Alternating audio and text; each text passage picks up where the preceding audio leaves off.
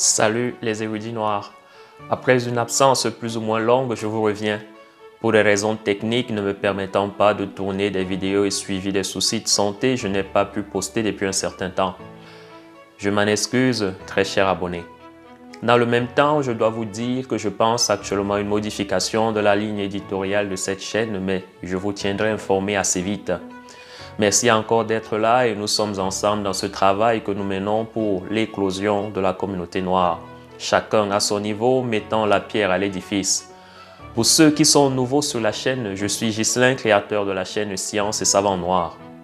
Il est important et même primordial pour un peuple, une nation d'avoir des modèles qui lui ressemblent, ces modèles qui servent de voix des générations futures et démontrent que tout est possible.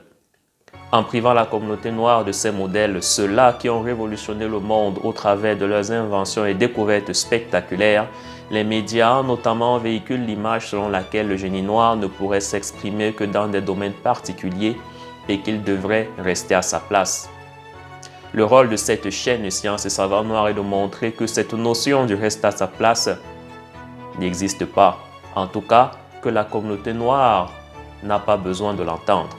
Plusieurs femmes et hommes noirs ont transformé le monde au travers de leurs pensées et réalisations technologiques et doivent être mis en lumière pour servir de fierté et inspirer n'importe quel homme et femme noir qui douterait de ses propres capacités.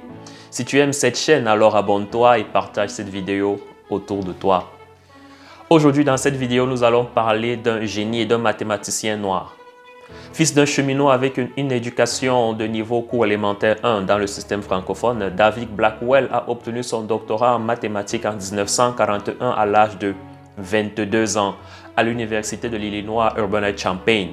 Sa thèse portait sur les chaînes de Markov et il n'était que le 7e afro-américain à recevoir un doctorat en mathématiques aux États-Unis à cette époque, et Blackwell est devenu l'un des professeurs de mathématiques et de statistiques les plus éminents à l'UC Berkeley, tout en faisant tomber les barrières pour les futures générations d'universitaires afro-américains.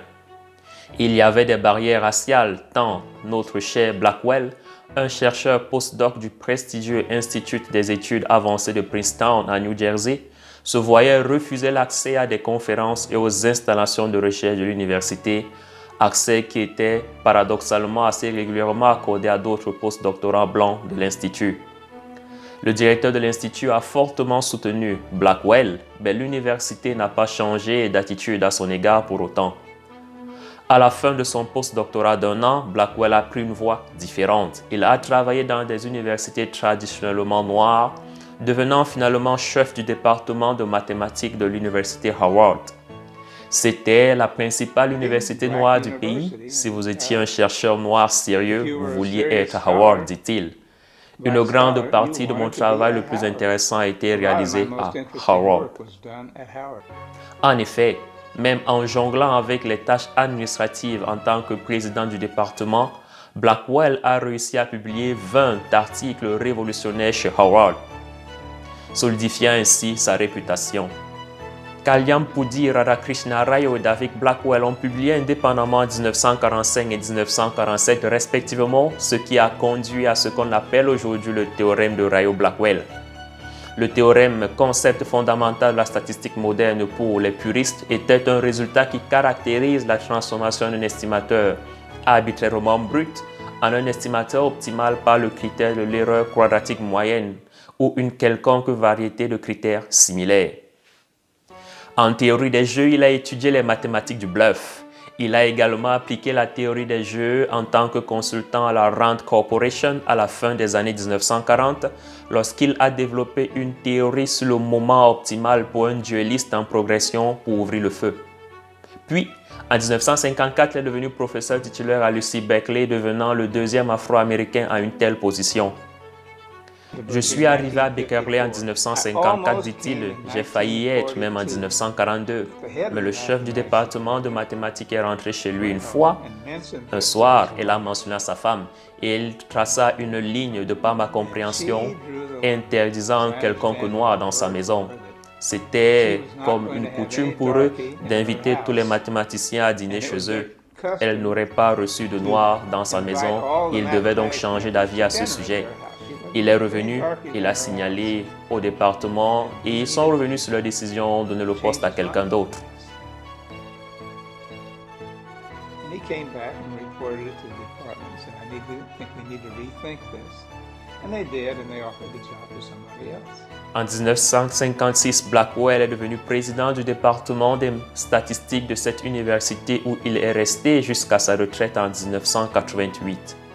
Lorsqu'il est décédé en juillet 2010 à l'âge de 91 ans, le titre du New York Times ne mentionnait pas la couleur de peau de David Blackwell. Au lieu de cela, l'article mentionnait bel et bien ses réalisations en tant que spécialiste des probabilités et de la théorie des jeux. Dans plus de 80 articles publiés au cours de sa carrière, David Blackwell a également contribué à d'autres domaines des mathématiques, tels que la programmation dynamique, la théorie des mesures, la théorie des ensembles, les statistiques mathématiques et notamment la théorie de l'information. Blackwell a également écrit des manuels qui sont tout simplement des références aujourd'hui utilisées dans presque toutes les universités du monde. En 1954, il est co-auteur du livre Théorie des jeux et décisions statistiques avec Meyer Gerschick. En 1969, son livre statistique de base est devenu l'un des manuels de référence sur les statistiques bayésiennes. Ces distinctions comprennent notamment le prix de théorie John von Neumann. Il a été président de l'Institut de statistique mathématique et de la Société internationale Bernoulli pour les statistiques et les probabilités. Mais il n'y avait pas de plus grand honneur que d'être élu à la National Academy of Sciences en 1965. Blackwell fut le premier chercheur afro-américain admis à l'Académie. Je n'ai pas particulièrement pensé que je serais élu et je ne pensais pas que si je l'avais été, cela aurait été d'un très grand enjeu. Mais j'ai donc été surpris lorsque j'ai reçu cet appel téléphonique du président de l'université pour me féliciter. Blackwell a également accumulé 12 doctorats honorifiques de Harvard, Yale, Carnegie Mellon, etc. D'autres scientifiques ont une grande dette envers David Blackwell du fait de ses vastes intérêts. Il était également connu pour son invention indépendante de la programmation dynamique qui est utilisée aujourd'hui dans la finance et dans divers domaines de la science, y compris l'analyse du génome. Il est également connu pour le théorème de renouvellement utilisé aujourd'hui dans les domaines de l'ingénierie et surtout, il a influencé des générations de brillants étudiants en mathématiques et en statistiques à Harvard et à UC Berkeley, transmettant sa passion pour la résolution des problèmes avec simplicité et élégance. Blackwell laissa après sa mort 4 de ses 8 enfants. Son épouse Anne Madison Blackwell est décédée en 2006 après 62 ans de mariage. Alors, cher érudit noir, si tu as aimé cette vidéo, like-la et partage-la au plus grand nombre et surtout abonne-toi à la chaîne et active tout simplement la cloche de notification pour être tenu des nouvelles parutions. Sur ce, je te souhaite de prendre soin de toi et surtout que la félicité t'accompagne.